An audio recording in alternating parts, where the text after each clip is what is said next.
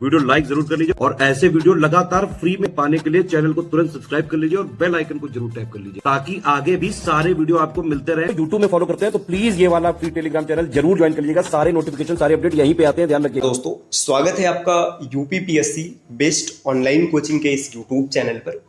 आज की इस वीडियो में हम लोग आरओ री एग्जाम के लिए एक महत्वपूर्ण क्लास का डिस्कशन करेंगे, जिसमें भारत के राष्ट्रीय प्रतीक को देखेंगे। यह क्लास काफ़ी इंपॉर्टेंट है, सभी प्रकार के प्रतियोगी परीक्षाओं में यहाँ से प्रश्न बन सकते हैं। तो फिर चलिए शुरू करते हैं आज के इस इंटरेस्टिंग सेशन को। इससे पहले आप वीडियो को लाइक कर दीजिएगा और चैनल पर अगर पहली बार विजिट किए तो सब्सक्राइब करना ना भूलिएगा। साथियों, अगर आप यूपीपीएससी या फिर आरओ एग्जाम की कंप्लीट और सिलेक्शन वाली प्रिपरेशन करना चाहते हैं तो आप इनमें से किसी भी नंबर पर कॉल या फिर व्हाट्सएप कर जानकारी ले सकते हैं।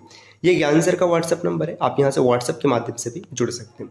देखिए, अभी ये जो आरओ का एग्ज़ाम है 2023 वाला, ये तो 27 जुलाई को है, तो फिर अब इसमें बहुत ज़्यादा समय नहीं बचा हुआ है। हाँ, आगे की जो वैकेंसी आएगी आरओ की, आप उसके लिए अभी से प्रिपरेशन कर सकते हैं। अभी एलटी ग्रेड टीचर्स की वैकेंसी आई हुई है, उसके लिए भी बैचेज चल रहे हैं, अगर आप ज्वाइन करना चाहें तो कर सकते हैं। चलिए अब बढ़ते हैं आगे अपनी क्लास की ओर। देखिए, भारत के राष्ट्रीय प्रतीक की बात करें तो सबसे पहले राज चिन्ह की बात करें तो जो भारत का राज चिन्ह है अशोक के सारनाथ स्तंभ की अनुकृति है। राज चिन्ह के निचले हिस्से पर 4 छोटे जानवर घोड़े और सांड जिससे दृश्यमान है, वह शेर तथा हाथी अदृश्य। देखिए, 4 छोटे जानवर जिसमें घोड़े और सांड दिखाई देते हैं, जबकि शेर और हाथी अदृश्य हैं। राज चिन्ह भारत सरकार द्वारा 26 जनवरी 1950 को अपनाया गया था। तो ये सीधा सीधा पॉइंट याद रखिएगा, 26 जनवरी 1950, जो कि भारत के गणतंत्र दिवस के रूप में मनाया जाता है। इसी दिन भारत का संविधान पूर्ण रूप से लागू हुआ था। देखिए, अगर संविधान की बात करें तो एक पॉइंट यहाँ पे आप और याद रखिएगा, 26 नवंबर, इस दिन ना संविधान दिवस या सुशासन दिवस के रूप में मनाया जाता है, क्योंकि इस दिन संविधान बनकर तैयार हुआ था और कुछ धाराएं भी लागू की गई थी। ये सुशासन दिवस कई बार पेपर में पूछा गया और वहाँ पे हम लोग कंफ्यूज होकर 26 जनवरी को टिक कर देते हैं। 26 जनवरी गणतंत्र दिवस है, 26 नवंबर सुशासन या फिर संविधान दिवस। राज चिन्ह के नीचे खुदा हुआ है सत्यमेव जयते। अब ये भी पॉइंट कई बार पूछा जाता है कि सत्यमेव जयते कहाँ से लिया गया, मुंडकोपनिषद से लिया गया है। आगे बढ़ेंगे। राष्ट्रीय गान जन गण मन पहली बार 27 दिसंबर 1911 में भारतीय राष्ट्रीय कांग्रेस के कलकत्ता अधिवेशन में गाया गया था। देखिए, भारतीय राष्ट्रीय कांग्रेस की बात करें 28 दिसंबर 1885 को इसका गठन किया जाता है ए.ओ. ह्यूम के द्वारा। इसको लेकर अलग अलग तर्क आए। कुछ लोगों का मानना था कि ये अंग्रेजों की संस्था है, अंग्रेजों ने अपने प्रेशर को कम करने के लिए इसे बनाया है। सेफ्टी वॉल्व सिद्धांत भी दिया गया। ठीक, फिर धीरे धीरे चीज़ें सामान्य हुई तो कांग्रेस का प्रतिवर्ष अधिवेशन हुआ करता था। तो जो अधिवेशन हुआ 27 दिसंबर 1911 को, इसमें क्या गाया गया था, जनगण मन। यह भारतीय संविधान द्वारा 24 जनवरी 1950 को अपनाया गया। तो जो जनगण मन है, इसे भारतीय संविधान द्वारा 24 जनवरी 1950 को अपनाया गया। इसका अंग्रेजी प्रतिपादन टैगोर द्वारा किया गया है। इसकी रचना रविन्द्रनाथ टैगोर ने बंगाली में की थी।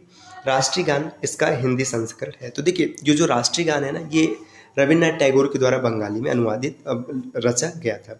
इस गीत में कुल 5 पद है। इसका पहला पद राष्ट्रीय गान का संपूर्ण संस्करण है। तो जो जनगण मन है, इसमें कुल 5 पद है और जो पहला पद है यही क्या है, राष्ट्रीय गान है।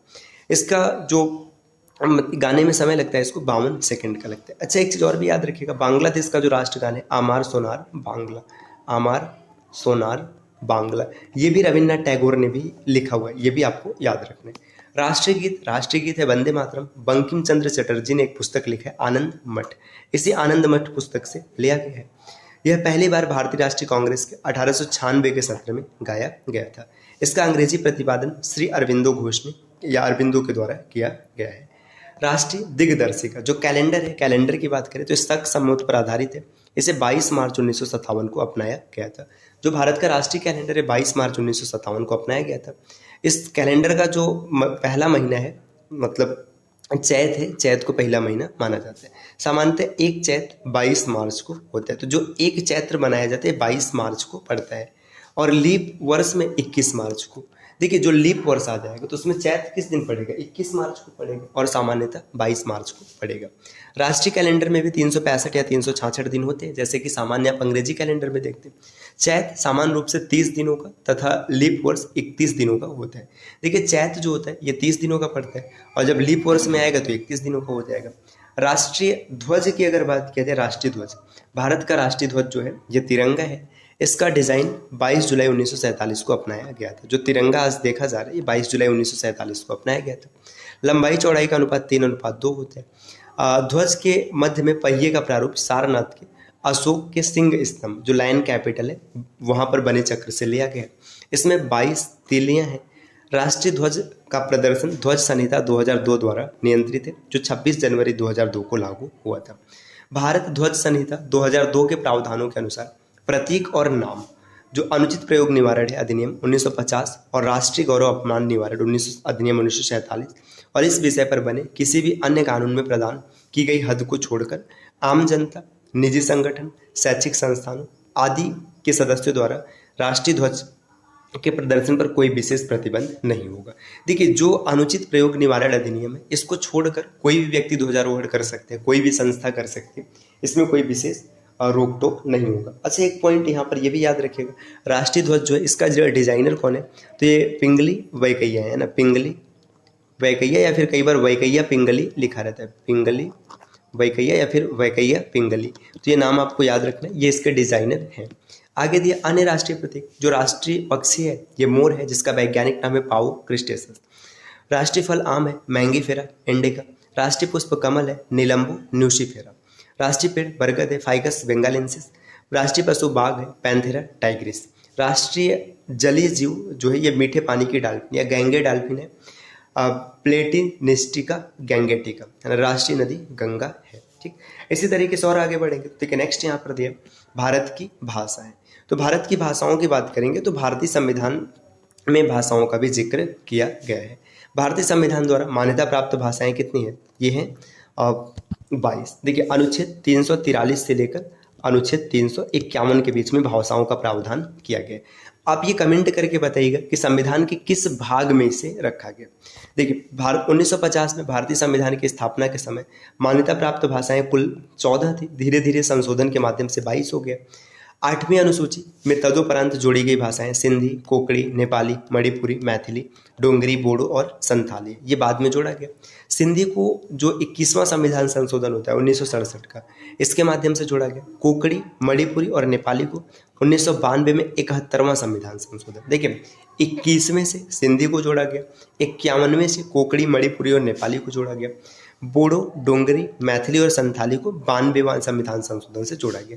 तो 21, 71 और इसके बाद 92, इससे 8 भाषाओं को जोड़ा गया है। ओडिया का नाम बदलकर 96 संविधान संशोधन में ओडिया कर दिया गया। सांख्यिकी और कार्यक्रम कार्यान्वयन मंत्रालय की 2021 के रिपोर्ट के अनुसार पहचान योग्य मातृभाषाओं की संख्या 234 है। देखिए, सांख्यिकी और कार्यक्रम कार्यान्वयन मंत्रालय जो है इसने रिपोर्ट दिया है कि पहचान योग्य मातृभाषाओं की संख्या कितनी है, 234 है। भारतीय संविधान के अनुच्छेद 343(1) के अनुसार भारत की आधिकारिक भाषा देवनागरी लिपि में हिंदी है। जो भारत की राजकीय भाषा, जो आधिकारिक भाषा है, देवनागरी लिपि में हिंदी है। शास्त्रीय भाषा का दर्जा प्राप्त करने वाली पहली भाषा तमिल है, 2004 में। शास्त्रीय भाषाओं की संख्या कुल अभी वर्तमान में 6 है। शास्त्रीय भाषा का दर्जा प्राप्त करने वाली अन्य भाषाएं संस्कृत है, कन्नड़, मलयालम, तेलुगु और उड़िया। देखिए, 6 भाषा है। सबसे पहले तमिल 2004 में, फिर संस्कृत 2005 में, कन्नड़ 2008, मलयालम 2013, तेलुगु 2008 और उड़िया 2014। डोंगरी, हिंदी, अंग्रेजी और उर्दू के साथ कश्मीरी को जम्मू कश्मीर की आधिकारिक भाषा बनाने के लिए 2020 में भारत की संसद में एक विधेयक पारित किया गया। देखिए, डोगरी के साथ साथ हिंदी, अंग्रेजी और उर्दू के साथ साथ कश्मीरी को भी कश्मीर की आधिकारिक भाषा बनाने का प्रावधान किया गया। नागालैंड की राजभाषा अंग्रेजी, ये काफ़ी इंपॉर्टेंट पॉइंट है। नागालैंड की राजभाषा क्या है, अंग्रेजी। पेपर में प्रश्न बन सकते हैं। गोवा की राजभाषा कोंकणी है, कोंकणी गोवा की भाषा है। भारत के संविधान के द्वारा निर्धारित सुप्रीम कोर्ट व हाई कोर्ट की राजभाषा अंग्रेजी। जो सुप्रीम कोर्ट और हाई कोर्ट है यहाँ पे हिंदी भाषा नहीं, अंग्रेजी भाषा चलेगी। लक्षद्वीप की प्रमुख भाषा जेसरी, जिसे भाषा द्वीप और महल है। सामान्यतः पुडुचेरी, जो पूर्व में पांडिचेरी था, पे बोले जाने वाली विदेशी भाषा फ्रेंच है। तो पुडुचेरी में फ्रेंच भाषा चलता है। पूर्व का इतावली कही जाने वाली भारतीय भाषा तेलुगु, जिसे पूर्व का इतावली कहते हैं, यहाँ पे तेलुगु है। जिन 2 राज्यों में संस्कृत उनकी आधिकारिक भाषा, उसमें एक उत्तराखंड और दूसरा हिमाचल प्रदेश। तो उत्तराखंड और हिमाचल प्रदेश की भाषा क्या है, संस्कृत है। अंडमान निकोबार द्वीप समूह की भाषा हिंदी, निकोबारी, बंगाली, तमिल, मलयालम और तेलुगु है। अंग्रेजी मान्यता प्राप्त भाषाओं की सूची में नहीं है, ये आपको याद रखना है। भारतीय संविधान में जो मान्यता प्राप्त भाषा है कुल 22 है, लेकिन उसमें अंग्रेजी नहीं है। अक्टूबर 1953 में भारत सरकार को मद्रास राज्य को तेलुगु भाषी क्षेत्रों को अलग करके आंध्र प्रदेश के रूप में जाना जाने वाला पहला भाषाई राज्य बनाने के लिए मजबूर होना पड़ा। देखिए यहाँ पे क्या था, पोट्टू श्री रामालू, आपने इनका नाम सुना होगा, पोट्टू श्री रामालू, इनकी अनशन के कारण मृत्यु हो जाती, जिसके बाद विद्रोह बहुत ज़्यादा बढ़ जाता है। तो इसी कारण भाषाई आधार पर पहला राज्य आंध्र प्रदेश बनाया गया और उसके बाद क्या किया गया, राज्य पुनर्गठन अधिनियम 1956 आया, जिसमें चीज़ों को स्पष्ट कर दिया गया। देखिए यहाँ पे बताया भी गया। इसके बाद देखिए लंबे समय तक आंदोलन चलता है। पोट्टू श्री रामालू की मृत्यु 56 दिनों के बाद हो जाती है, जो कि एक कांग्रेसी व्यक्ति थे। तो ये कुछ महत्वपूर्ण चीज़ें रही, आपको इसे याद रखना और आपको समझना भी। देखिए यहाँ पर बताया गया कि भारतीय भाषा को बढ़ावा देने के लिए स्थापित संस्थान, तो भारतीय भाषा संस्थान मैसूर कर्नाटक में, महात्मा गांधी अंतर्राष्ट्रीय हिंदी विश्वविद्यालय वर्धा महाराष्ट्र में, अंग्रेजी और विदेशी भाषा विश्वविद्यालय हैदराबाद आंध्र प्रदेश में, राष्ट्रीय संस्कृत संस्थान नई दिल्ली, श्री लाल बहादुर शास्त्री राष्ट्रीय संस्कृत विद्यापीठ नई दिल्ली, राष्ट्रीय संस्कृत विद्यापीठ तिरुपति। देखिए नाम सब एक जैसे हैं, आपको याद रखने हैं। मौलाना आजाद राष्ट्रीय उर्दू विश्वविद्यालय हैदराबाद, केंद्रीय शास्त्रीय तमिल संस्थान चेन्नई, शास्त्रीय तेलुगु में अध्ययन के लिए उत्कृष्टता केंद्र नेल्लौर, राष्ट्रीय केंद्रीय हिंदी संस्थान और केंद्रीय हिंदी संस्थान जो ये कहाँ पर है, ये है आगरा यूपी में। तो साथियों ये आज की महत्वपूर्ण क्लास रही। इसके बाद देखिए यहाँ पे 8वीं सूची की बात किया, तो इसे हम लोग अगली क्लास में समझ लेंगे। तो उम्मीद है कि चीज़ें आपको समझ में आई होंगी और पसंद भी आई होंगी। इस प्रकार के वीडियोज़ को लगातार देखने के लिए आप चैनल को सब्सक्राइब कर सकते हैं।